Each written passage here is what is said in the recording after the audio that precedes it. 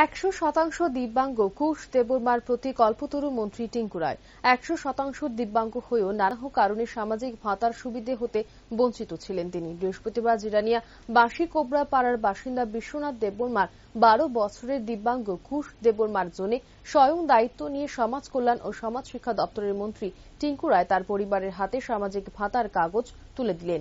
সঙ্গে ছিলেন ত্রিপুরা শিল্প উন্নয়ন নিগমের চেয়ারম্যান নবাদল বণিক সহ দপ্তরের আধিকারিকগণ। সংবাদ মাধ্যমের মুখোমুখি হয়ে মন্ত্রী টিঙ্কু রায় বলেন, কুশ দেববর্মা তারা দুই ভাই যমজ। সংবাদ মাধ্যমের খবর প্রকাশিত হওয়ার পর জানতে পায় জিরানিয়া বাঁশি কোবরা পাড়ার একটি ছেলে 100% দিব্যাঙ্গ হয়েও ভাতা পাচ্ছে না। তখনই দপ্তরের আধিকারিকরা এই দিব্যাঙ্গ ছেলেটিকে ভাতার ব্যবস্থা করে দেয়। পাশাপাশি মন্ত্রী আরও বলেন, তার যমজ ভাইকে সরকারি খরচায় হোস্টেলে রেখে পড়াশোনার দায়িত্ব নেবে রাজ্য সরকার।